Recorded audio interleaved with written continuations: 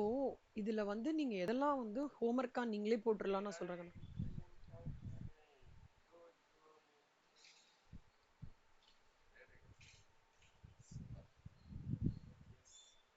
Illustration 34. Computation of all variances. Material, wages, variable overheads, fixed overheads, total cost. Budgeted profit, budgeted sales, budgeted production. இங்க பாருங்க கண்ணா, இந்த இப்போ உங்களுக்கு some 14 மார்க்ல வருதுன்னு வச்சுக்கோங்க நந்தனா. ஓகே, 14 மார்க்ஸ்ல வருதுன்னு வச்சுக்கோங்க. அப்ப என்ன வாங்கணும், இந்த மாதிரி சம் கேட்பாங்க. Calculating all variances. ஒரு specific variance, sales margin variance, sales variance, labour costing variance, material costing variance, அது மட்டும் இருந்ததுன்னா 7 மார்க்ல வரும். புரியுதா? இந்த required to calculate all the variances வந்துடுதுன்னா அந்த சம் கண்டிப்பா 95% வந்து 95% வந்து உங்களுக்கு வந்து ஈஸியா தான் இருக்கும். ஓகேவா? டஃபா இருக்காது. அஹ்,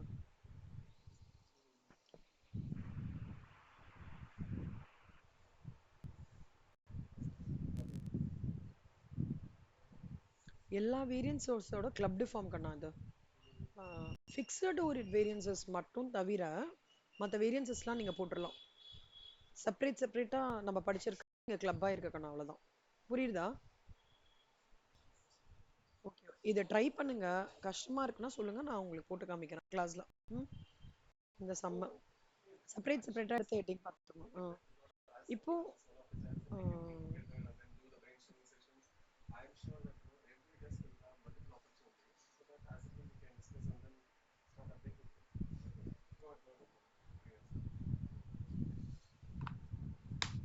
கண்ட்ரோல் ரேஷியோஸ்னு ஒரு கான்செப்ட் இருக்குடா.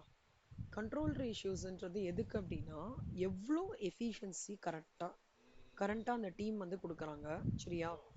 எவ்வளோ கரண்டா ஒரு டார்கெட் பண்ற லெவலுக்கு ஆக்டிவிட்டி அவங்களால எடுத்துட்டு வர முடியுது, எவ்வளோ கேப்பபிளா budgeted hours minus actual hours worked வந்து பண்றாங்க. அதான் வந்து capacity ratio, efficiency ratio, activity ratio and capacity ratio. ஓகேவா? 3. செல்லமா, சின்ன நோட் இருக்கு, வச்சிருக்கியாடா? எடுத்துக்கோங்க. இது எம்சிக்யூல கேட்பாங்க, 7 மார்க்ஸ்ல கேட்பாங்க, 14 மார்க்ஸ்ல ஒரு சின்ன சப்டிவிஷனா கேட்பாங்க, எப்படி வேணா கேட்பாங்க. ஆனா இது ரொம்ப ஈஸி கரெக்ட் பண்றதுக்கு. சரியா? Efficiency ratio, activity ratio, capacity ratio எடுத்துக்கோங்க.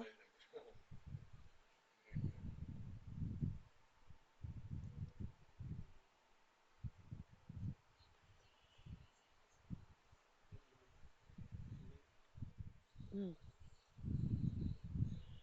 எஃபிஷியன்சி ரேஷியோனா என்ன அர்த்தம்னா, standard hour equivalent to the work produced expressed as a percentage of actual hours spent in production. அதாவது எவ்வளோ actual time taken in production, எவ்வளோ ப்ரொடக்ஷனுக்கு time taken ஆகுறது. Okay, நான் time plan பண்ணியிருப்பேன்ல, அலோடு பை த ஸ்டாண்டர்ட், அது ஒன்று இருக்கும்ல, அதுக்கும் இதுக்குமான கம்பேரிசன் தான் நான் எஃபிஷியன்சி ரேஷியோஸ். எழுதிக்கோங்களேன் formula: standard hours for actual output divided by actual hours worked into 100.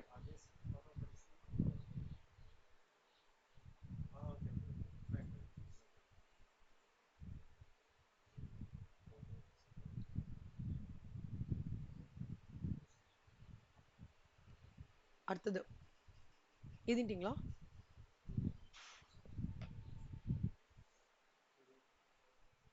Activity ratio. Activity ரேஷியோனா என்ன அர்த்தம்னா, இப்போ வந்து ஒரு ஒர்க் ப்ரொடியூஸாக இருக்கு கண்ணா. ஓகே, அந்த ஒர்க் ப்ரொடியூஸ்டாக இருக்கிறத பட்ஜெட்டட் ஹவர்ஸ் பர்சன்டேஜாக எக்ஸ்பிரஸ் பண்ணுறது தான் ஆக்டிவிட்டி ரேஷியோ. இது என்ன சொல்றதுன்னா, எவ்வளோ தூரம் நான் ப்ரொடக்ஷன் ஃபெசிலிட்டியை வந்து யூட்டிலைஸ் பண்ணியிருக்கேன், பட்ஜெட்டை விட எவ்வளோ தூரம் நான் ப்ரொடக்ஷன் ஃபெசிலிட்டியை வந்து யூட்டிலைஸ் பண்ணியிருக்கேன்றது தான் ஆக்டிவிட்டி ரேஷியோ. மீனிங் எழுதிக்கோங்க செல்லம். This ratio shows the extent to which production facilities have been utilized as compared with that of contemplated in budgets. எழுதிக்கோங்க.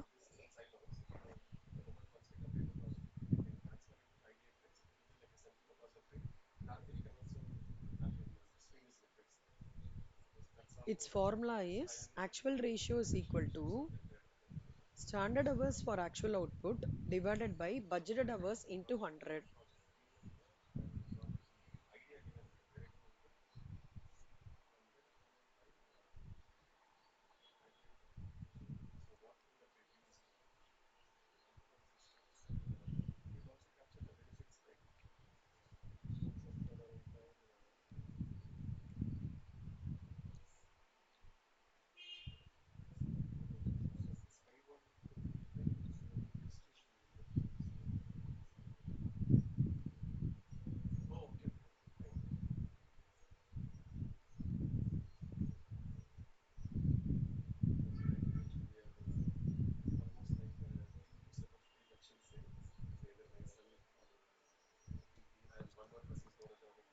எழுதிட்டியாடா?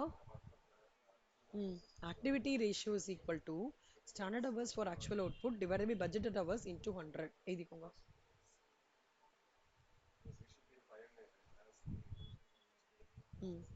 Capacity ratio. கெப்பாசிட்டி ரேஷியோன்றது என்னன்னா ஆக்சுவல் ஹவர்ஸ் எவ்வளோ ஒர்க் பண்ணியிருக்கோம், budget hours எவ்வளோ work பண்ணியிருக்கோம், அதுக்கான ரிலேஷன்ஷிப் தான் கெப்பாசிட்டி ரேஷியோ. எழுதிக்கோங்க.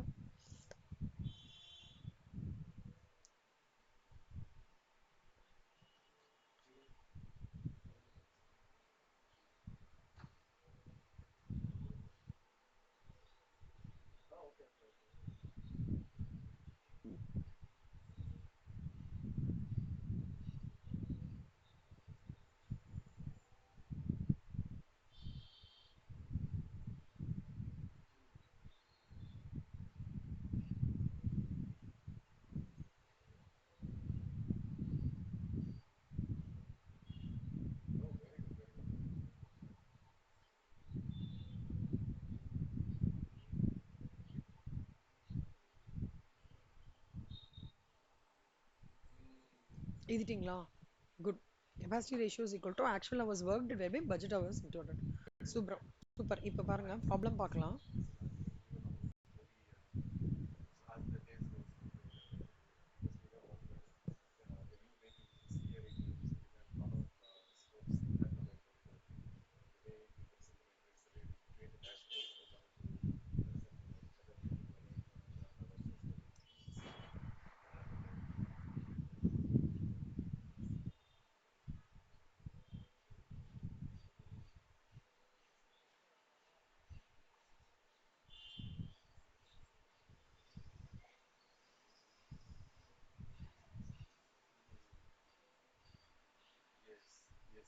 இப்போ பாருங்க கண்ணா, எஃபிஷியன்சி ரேஷியோ பட்ஜெட் ப்ரொடக்ஷன் கொடுத்துருக்காங்க. என் கூடயே போடுங்களேன் இந்த சம் கண்ணா. டைப் 1 ப்ராப்ளம் என்ன, MCQ question. Budgeted production 80 units, actual production 60 units. ஒரு யூனிட்டுக்கு ஸ்டாண்டர்ட் டைம் 8 மணி நேரம் சொல்றாங்க. எவ்வளோ ஒர்க் பண்ணியிருக்காங்க ஹவர்ஸ்? 500 ஹவர்ஸ். ஓகேவா? சம் புரியுதா? எஃபிஷியன்சி ரேஷியோட ஃபார்முலா என்னன்னா standard hours for actual output divided by actual hours work into 100. எழுதிக்கோங்க.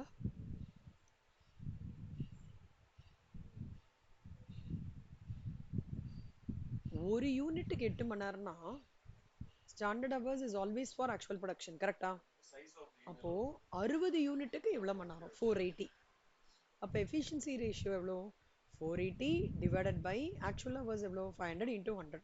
So 96% is the efficiency ratio. போடுங்க.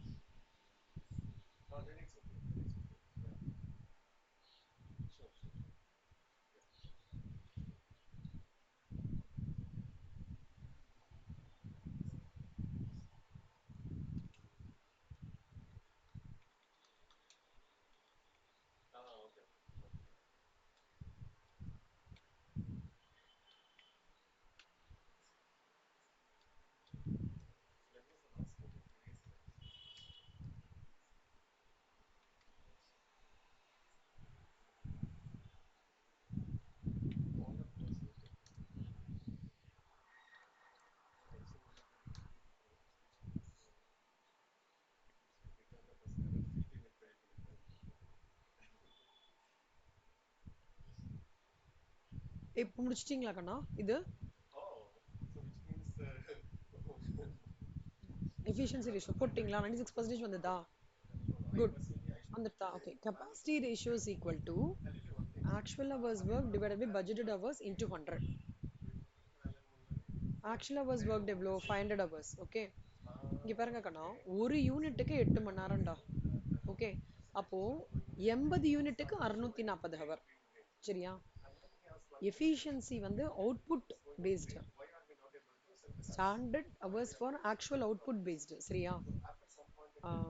அதாவது எப்படி சொல்றேன், எஃபிஷியன்சி ரேஷியோ வந்து ஸ்டாண்டர்ட் ஹவர்ஸ்க்கும் ஆக்சுவல் ஹவர்ஸ்க்குமான கனெக்ட். கெப்பாசிட்டி ரேஷியோ வந்து ஆக்சுவல் ஹவர்ஸ்க்கும் பட்ஜெட்ரி ஹவர்ஸ்க்குமான கனெக்ட். புரிஞ்சுதா? efficiency ratio connect between standard hours.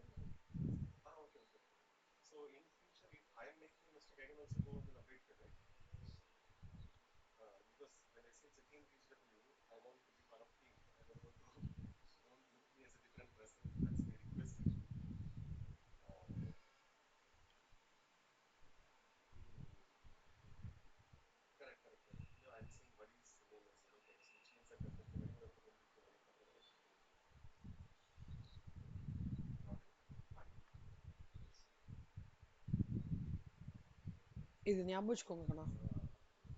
எஃபிஷியன்சினா standard ஹவர்ஸ்க்கும் ஆக்சுவல் ஹவர்ஸ்க்கான கனெக்ட். கெப்பாசிட்டினா ஆக்சுவல் ஹவர்ஸ்க்கும் பட்ஜெட்ரி ஹவர்ஸ்க்குமான கனெக்ட். ஓகே. இது போடுங்க கண்ணா, கெப்பாசிட்டி ரேஷியோ போடுங்க. போட்டிங்க முடிச்சிட்டிங்களா? குரூப்ல போட்டுருங்கடா அந்த சம், அப்படியே குரூப்ல. ம்.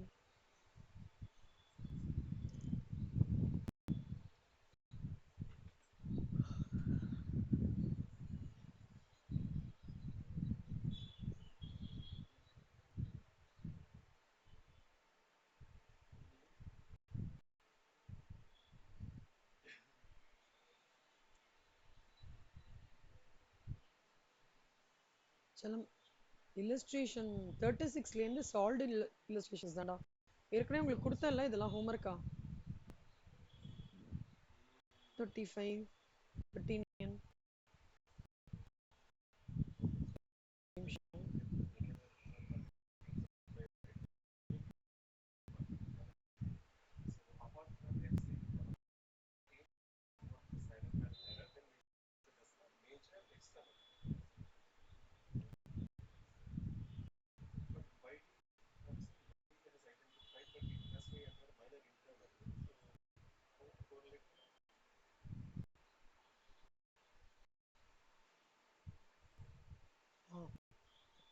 சி ஹெச்எல்எல் கம்பெனி வந்து ஒரு ஸ்டாண்டர்ட் காஸ்ட் சிஸ்டம் யூஸ் பண்றாங்க. ஓகே.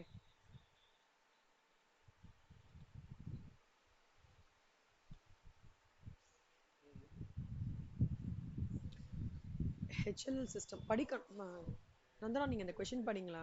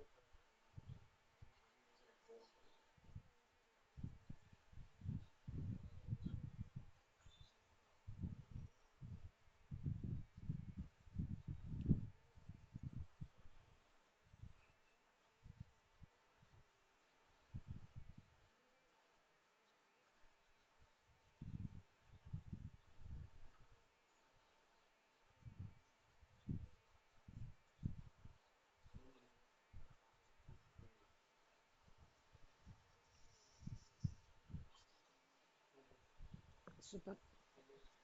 ஹெச்எல்எல் கம்பெனி வந்து ஒரு ஸ்டாண்டர்ட் காஸ்ட் சிஸ்டம் வந்து யூஸ் பண்றாங்க. சரியா? அவங்க என்ன கேக்குறாங்கன்னா, அண்டர் அப்ளைடு ஃபேக்டரி ஒரு 2000க்கு வந்து என்ன ரீசனா இருக்க முடியும் அப்படின்னு கேக்குறாங்க. அண்டர் அப்ளைட் ஃபேக்டரி ஓவர்ஹெட்னா என்ன அர்த்தம்னா, ஆக்சுவல் ஃபேக்டரி ஓவர்ஹெட் வந்து இன்கர் ஆனது ஸ்டாண்டர்டை விட அமௌண்ட் ஆஃப் ஃபேக்டரி ஓவர்ஹெட்டை விட ஜாஸ்தியா இருந்ததுன்னா அதுக்கு பேர் அண்டர் அப்ளைட் ஃபேக்டரி ஓவர்ஹெட். ஓகேவா? ஆ இப்போ ஜென்ரலா ஒரு ஃபேக்டரி ஓவர்ஹெட்டோட ஸ்டாண்டர்ட் அமௌண்ட்டை வந்து is based on actuals rather than on budgeted units of output. அது வந்து ஆக்சுவல்ஸ் பேஸ் பண்ணி இருக்கும். ஓகேவா? இப்போ the sum of the factory overhead என்ன ஃபேக்டரி ஓவர்ஹெட்ஸ் இன்கர் ஆகுறது இல்லையா, ஸ்பெண்டிங்காக இருக்கட்டும், எஃபிஷியன்சியாக இருக்கட்டும், ஐடல் டைம் கெப்பாசிட்டி வேரியன்சஸ் எதுவாக இருந்தாலும் இங்க அது எப்படி ரிசல்ட் ஆகுது அப்படின்னு பார்த்தீங்கன்னா அன்ஃபேவரபிளா இருக்கு. Efficiency Idol time capacity variance, அதாவது இங்க கொடுத்துருக்கான் பாருங்க கண்ணா.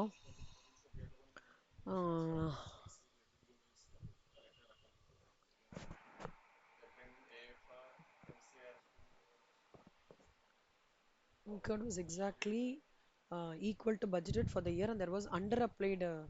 ஸோ அவங்க என்ன சொல்றாங்கன்னா, இந்த ஃபேக்டரி ஒரு ஸ்பெண்டுக்கு வந்து இதோட அண்டர் அப்ளைடு தான் 2000 ருபீஸ்ன்றாங்க, விச் இஸ் அன்ஃபேவரபிள் ஒன். ஓகேவா? எப்போ என்னோட எஃபிஷியன்சி வேரியன்ஸ் ஃபேவரபிளா இருக்கும் அப்படின்னா, டைரக்ட் லேபர் எஃபிஷியன்சியும் ஃபேவரபிளா இருந்தா மட்டும்தான் எஃபிஷியன்சி ஃபேக்டரியோட எஃபிஷியன்சி வேரியன்ஸும் ஃபேவரபிளா இருக்கும். ஆனா இங்க என்ன கொடுத்துருக்கான், although there was a favorable labor efficiency variance, there was neither a labor rate variance nor material variances. Material variances எதுவுமே இல்லையா கடா, லேபர் ரேட் வேரியன்ஸும் இல்லையா, லேபர் எஃபிஷியன்சி ஃபேவரபிளா இருக்கான். என்ன அர்த்தம், இந்த ஃபேக்டரியோட எஃபிஷியன்சி வேரியன்ஸ் எப்போ ஃபேவரபிளா இருக்கும்னா, எஃபிஷியன்சி வேரியன்ஸ் வேற, டைரக்ட் லேபர் எஃபிஷியன்சி வேற. ஓகேவா? இது ரெண்டும், இது ஃபேவரபிளா எஃபிஷியன்சி ஃபேவரபிளா இருந்தா இதுவும் ஃபேவரபிளா இருக்கும்னு சொல்றாங்க ஜென்ரல். கம்பெனிக்கு வந்து என்ன ப்ராப்ளம் ஆக்சுவலா இங்க அப்படின்னு பாத்தீங்கன்னா, ஐடில் கெப்பாசிட்டி இருக்கு இங்க. எதை வச்சு ஐடில் கெப்பாசிட்டி இருக்குன்னு நான் சொல்றேன்? Any guesses?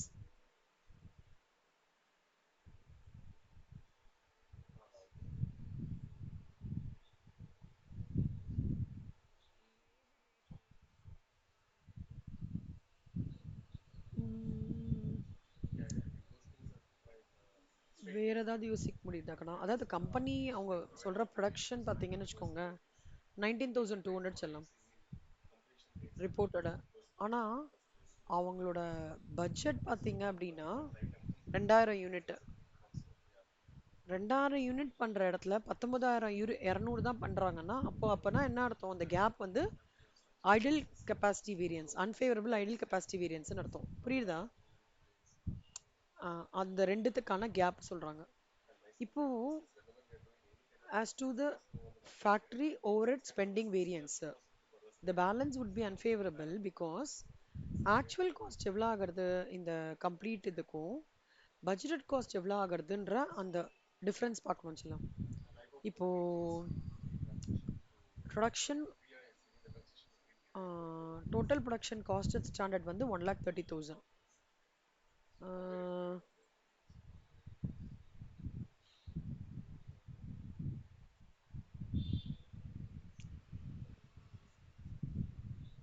பட்ஜெட்ஸ் வந்து 1,30,000 சொல்றாங்க.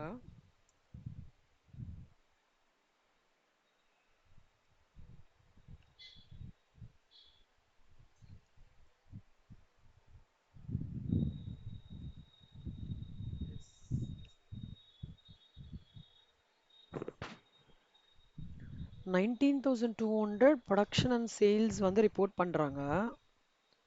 ஆனா பிளான் பண்றது 20,000.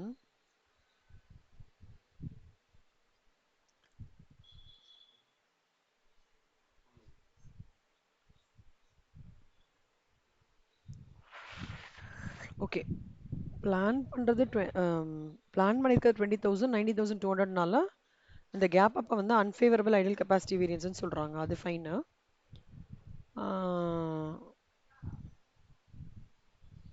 சேல்ஸ் பண்ணுறது வந்து 2 lakhs 1,30,000.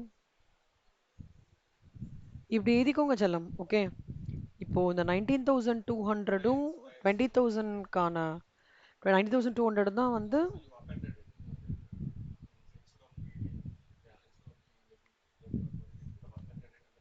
C actual units produced வந்து இஸ் ஒன்லி 19,200. வேறஸ் பிளான்ட் எவ்வளோ இஸ் 20,000 யூனிட்ஸ்.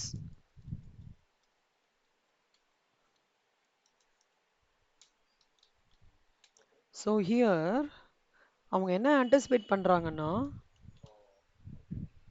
ப்ரொடக்ஷன் காஸ்ட்டு 1,30,000 இருக்கும்னு சொல்லிட்டு பிளான் பண்ணுறாங்க கண்ணா. ஓகே, ஆனால்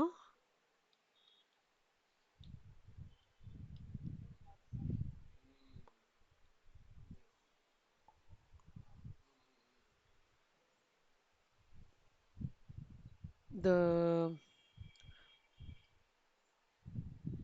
because actual cost would have had to exceed the budgeted cost, since the budgeted allowance for production of 19,000 units must be less than 20,000, and actual cost were exactly equal to the budget allowance for 20,000 units.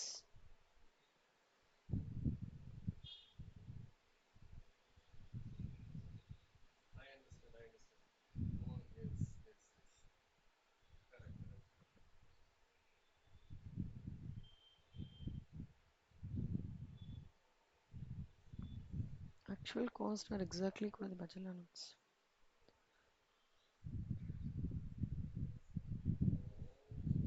நான் இந்த last part உங்களுக்கு check பண்ணி சொல்கிறேங்கண்ணா. ஓகேவா?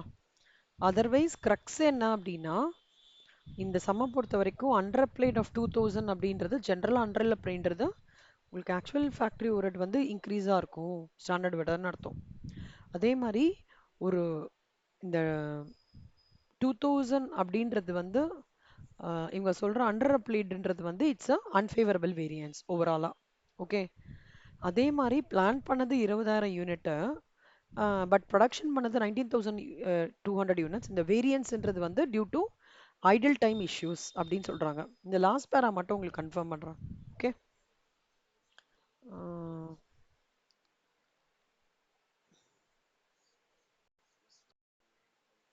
49. Okay, இந்த 49 some question படிங்க கண்ணா.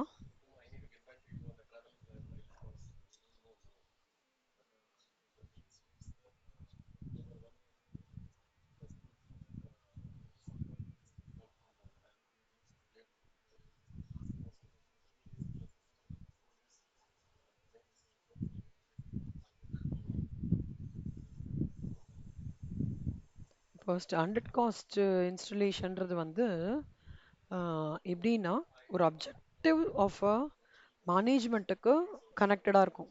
Okay, எப்படி அந்த டிசிஷனோட connected ஆகுறதுன்னு சொல்கிறாங்க. ஸ்டாண்டர்ட் காஸ்ட்ன்றது ரெண்டு இருக்கு கண்ணா. ஸ்டாண்டர்டுன்னு ஒன்று இருக்குது, காஸ்ட்னு ஒன்று இருக்குது.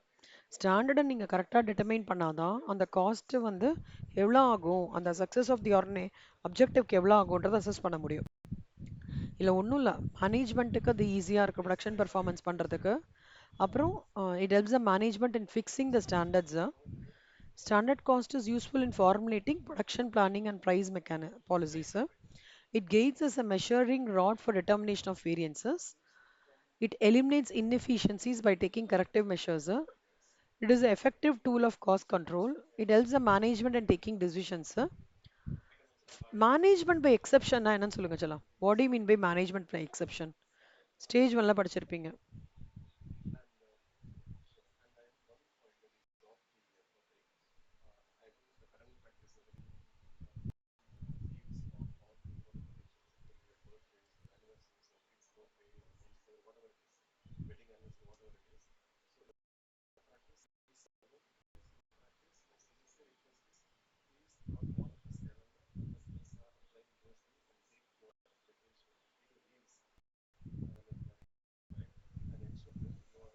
என்னமா இருக்கும்டா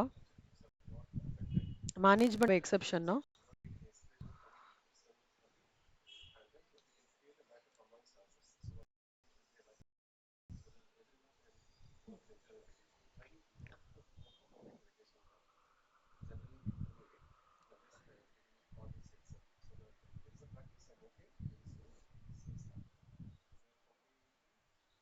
மறந்துட்டீங்க. ஓகே. ஒண்ணும் இல்லடா.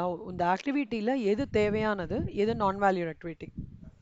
இது நிஜமாலே தேவையா, தேவையில்லையா? அந்த மாரி ஆக்டிவிட்டீஸ ஐடென்டிஃபை பண்ணி ப்ராசஸ்லேருந்து வெளியில எடுக்கிறது தான் மேனேஜ்மென்ட் பை எக்செப்ஷன். புரியுதா? ம். அவ்வளோதான் சிம்பிளா. இம்பார்ட்டன்டான கான்செப்ட் கண்ணா. See, intervening and addressing the issues when they are deviating significantly from the established standards. ஓகேவா? So, you have to focus on critical problems and potentially overlooked areas. ஓகேவா? எது routine task, okay, எது நான் routine task, அதில் வந்து routine task வந்து எவ்வளோ தூரம் வந்து ஹை இம்பேக்ட் ப்ராப்ளம் கொடுக்கும், எது லோ இம்பேக்ட் ப்ராப்ளம் கொடுக்கும், இந்த நிஜமாலே இந்த ஸ்டெப்பு தேவையா, இந்த ஸ்டெப்பு வேண்டாமா, அந்த மாதிரி பிரிச்சு பிரிச்சு ஒவ்வொன்றா அசஸ் பண்ணுறது தான் மேனேஜ்மெண்ட் பை எக்ஸெப்ஷன். புரியுதா கண்ணா? Good good good. இப்போ cost conference, the speaker discussing budgets and standard cost. சில இது சும்மா கோத்ரூ பண்ணிக்கோங்கடா, ஹை லெவலா. இது என்னன்னு சொல்லிடுறேன். பட்ஜெட்டுக்கும் ஸ்டாண்டர்டுக்குமான டிஃபரன்சஸ் அண்ட் பட்ஜெட்டுக்கும் ஸ்டாண்டர்டுக்கான சிமிலாரிட்டிஸை டிஸ்கஸ் பண்ணுறாங்க. ஓகேவா? இது நான்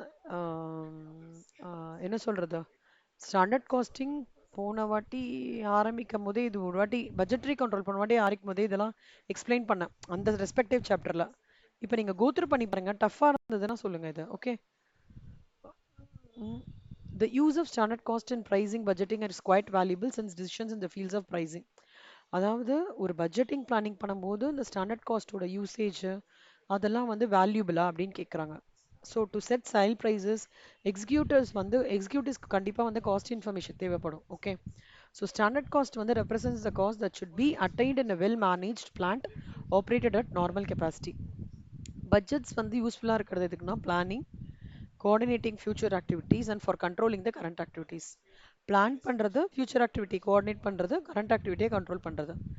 பட்ஜெட் ஃபிகர்ஸ்லாம் ஸ்டாண்டர்ட் காஸ்ட் பேஸ் பண்ணி இருக்கு அப்படின்னா பட்ஜெட்டோட அக்யூரேசி வந்து பார்த்தீங்கன்னா ஸ்டாண்டர்ட் காஸ்ட் கரெக்டாக இருந்தால் தானே சொல்லுமா பட்ஜெட்டும் கரெக்டாக இருக்கும். புரியுதாடா? என்னோட ரிலேபிலிட்டி ஆஃப் ஸ்டாண்டர்ட் காஸ்ட் கரெக்டாக இருந்தால் மட்டும்தான் ரிசல்ட்டிங் பட்ஜெட்டோட அக்யூரேசியும் கரெக்டாக இருக்கும்.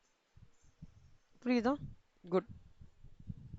Next, in a Somani paper mill, material specification standards are set up for various grades of pulps and secondary furnish for each grade and kind of paper produced. Why a mixed variance does occur? See, இங்க வந்து specifications இப்போ வந்து லெபார்டரியிலேருந்து ஒரு specification establish பண்ணுறாங்க கண்ணா, இல்லை mix changes நடக்கிறது. ஓகேவா? அந்த மாதிரி டைமில் அவங்க என்ன சொல்கிறாங்கன்னா மிக்ஸ் வேரியன்ஸ் வந்து வருமா அப்படின்னு கேட்குறாங்க. கண்டிப்பாக மிக்ஸ் வேரியன்ஸ் வரும். மிக்ஸ் வேரியன்ஸ்னால் என்ன அர்த்தம்னா, நான் லெபார்டரி ஸ்டாண்டர்ட் ஃபிக்ஸ் பண்ணுறதுக்கும் அதை ஆக்சுவல் யூசேஜாக டிஃப்ரெண்ட் ஸ்டாண்டர்ட் காஸ்ட்டுக்கு பண்ணுற டிஃப்ரென்ஸ் தான் வந்து மிக்ஸ் வேரியன்ஸ்ன்றது. ஓகேவா? ஸோ மிக்ஸ் வேரியன்ஸ் இல்லாமல் கண்டிப்பாக வந்து உங்களுக்கு வந்து இந்த ரா மெட்டீரியலில் வந்து மிக்ஸ் வேரியன்ஸ் இல்லாமல் எதுவுமே பண்ண முடியாது. அவங்க கொஷின் என்ன கேட்குறாங்கன்னா, பல்பில் நிறைய கிரேடு வச்சுக்கிறீங்க, ஓகேவா? வேஸ்ட் பேப்பர்ஸ் இது பண்ணும்போது நிறைய கிரேட்ஸ் இருக்கு, பேப்பர்ஸே வந்து நிறைய கிரேட்ஸ் ஆஃப் பேப்பர் இருக்கு. உம்,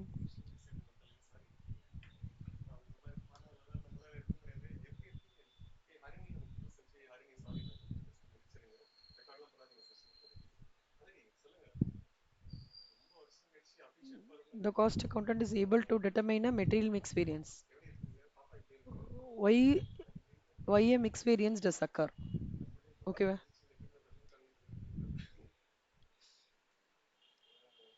ஒரு பேப்பர் பல்ப்பு கேள்விப்பட்டிருக்கீங்களா கண்ணா?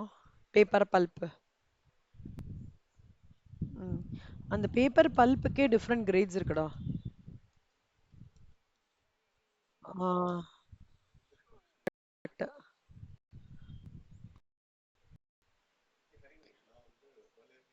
Mechanical, chemical and chemi mechanical types அந்த மாதிரி. ஓகே. இதை வந்து எப்படி கேட்டகரைஸ் பண்ணுவாங்கன்னா raw material stage, processing stage, usage, அந்த மாதிரி நிறைய இந்த மாதிரி நிறைய டிவிஷன்ஸ் இருக்கும். Pulp, recycled pulp, agriculture residual pulp, அந்த மாதிரி.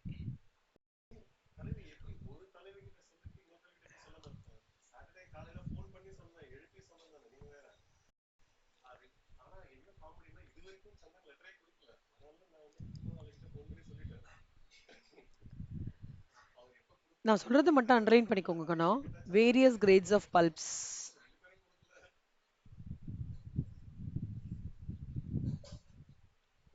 ஓகே.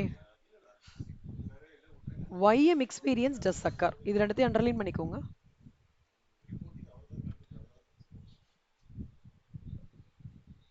ஞாபகம் வச்சுக்கோங்கண்ணா, லேபர் ஸ்டாண்டர்டுக்கும் டிஃப்ரெண்ட் டிஃப்ரெண்ட் காஸ்ட்ல டிஃப்ரெண்ட் டிஃப்ரெண்ட் அவுட்புட் கிடைக்கிறதுன்னு வச்சுக்கோங்களேன். வேரியஸ் கிரேட்ஸ் ஆஃப் பல்ப் வருதுன்னா கண்டிப்பா மிக்ஸ் வேரியன்ஸ் மேண்டேட்டரியா இருக்கும். இது ஒரு எம்சிக்யூ கொஷின், இதை அண்டர்லைன் பண்ணிக்கோங்களேன்.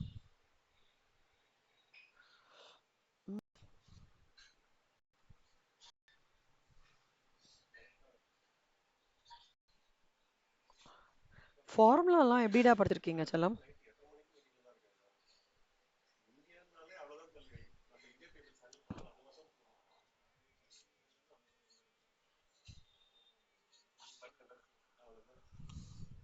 ஃபிக்ஸட் ஓவர்ஹெட்ல எக்ஸ்பெண்டிச்சர் அதெல்லாம் படிச்சிருங்க. வெறும்னா இந்த எஃபிஷியன்சிக்கு மட்டும் கொஞ்சம் கூட கிளாரிட்டி கொடுக்குறேன், கேலண்டருக்கும் எஃபிஷியன்சிக்கும்.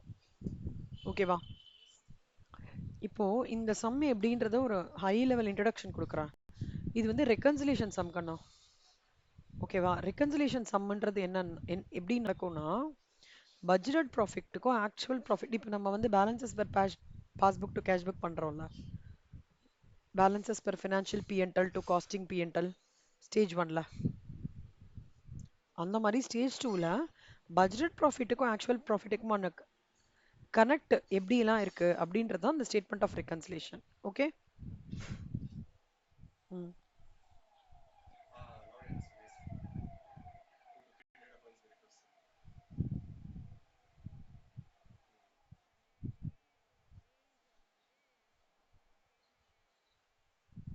கரெக்ட், ஆமா செல்லம். ம். இந்த ஃபார்மேட் எழுதி கொடுக்கணுமா அந்த சின்ன நோட்ல? budgeted profit add favorable variances less unfavorable variances will give you actual profit எழுதிக்கோங்க.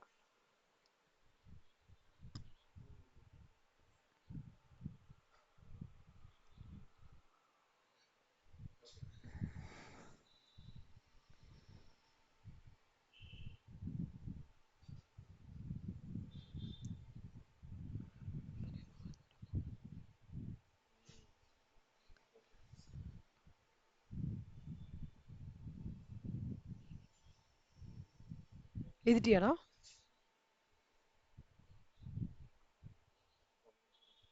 ம்.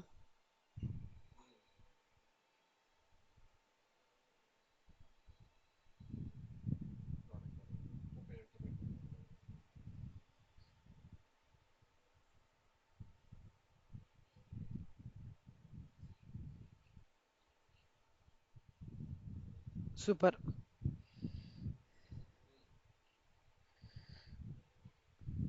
இப்ப பாருக்கணுமா, இந்த பேஸ் பண்ணி தான் any reconciliation sums you will work it out. Okay.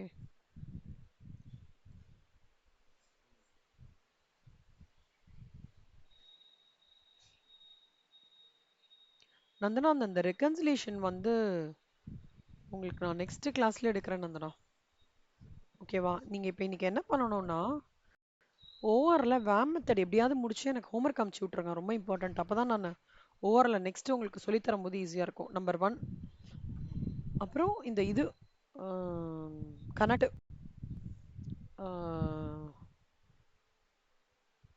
இந்த ரெக்கன்சிலேஷனோட இது கெப்பாசிட்டி ரேஷியோஸோட ஃபார்முலா. ஓகே. அப்புறம் இந்த ஃபார்மட் இப்போ சொல்லி கொடுத்தேனே, இந்த ஃபார்மட் பைஹார்ட் பண்ணிக்கோங்க. நெக்ஸ்ட் கிளாஸ்ல, நாளைக்கு கிளாஸ்ல, நாளைக்கு என்னெல்லாம் டைம் டேபிள் நம்மளுக்கு? ஃப்ரைடே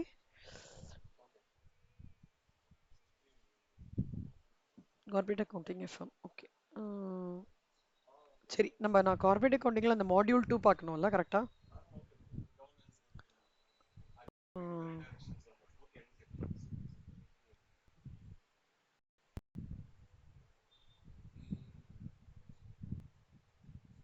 இதுல உங்களுக்கு ஒரு சிம்பிள் ஒர்க் கொடுக்குறேன்டா, என்னன்னு பார்த்துக்கோங்க. இந்த சம் படிச்சுக்கோங்க, இதையும் படிச்சுக்கோங்க. இந்த sales price variances, okay, sales volume variance, அப்புறம் material price variance, material usage variance, rate variance, efficiency வேரியன்ஸ்லாம் உங்களுக்கு கால்குலேட் பண்ண முடியுதான்னு பாருங்க இந்த டேட்டா வச்சு. ஓகேவா? யோசிங்க, கொஞ்சம் லிட்டில் பிட் யோசிங்க. எப்படியாவது இந்த சம் நான் போட போறேன், யோசிச்சுட்டு ஆனா நீங்க ஒரு மாதிரி ட்ரையல் ஒர்க்காவது இதுல பண்ணியிருக்கணும்ன்றது என்னோட சஜஷன். ஓகேவா? ம், ட்ரையல் பண்ணுங்க. அது எப்படிதான் நான் will take you through the complete activity. நம்ம ஒர்க் அவுட் பண்ணி பண்ணலாம். இதுக்கு ஒரு 2.5 மணி நேரம் ஆகும்டா கண்டினியூஸா. இந்த ரெக்கன்சிலேஷன் முடிக்கிறதுக்கு 2.5 மணி நேரம் ஷுவர் ஆகும். So we will get to that point. எல்லாத்துலேயும் நீங்கள் ஒரு பாயிண்ட் வரைக்கும் முடிச்சிடலாம் கண்ணா. ஏன்னா உங்களுக்கு ஆல்ரெடி ப்ரைஸ் வேரியன்ஸ் எப்படி கண்டுபிடிக்கணும்னு தெரியும், இல்லை எக்ஸ்பெண்டிச்சர் வேரியன்ஸ் எல்லாம் பண்ண தெரியும். அதை எல்லாத்தையும் ஒரு ஸ்டோரி லைன் மாதிரி ஃபுல்லாக எடுத்துகிட்டு வந்து we are going to finally come up with the statement. அவ்வளோதான். ஓகேவா? ஓகே, நான் இதோட முடிக்கிறேன் இன்னைக்கு மேனேஜ்மெண்ட் அக்கௌண்டிங். வேற என்னெல்லாம்டா டவுட் இருக்கு உங்களுக்கு?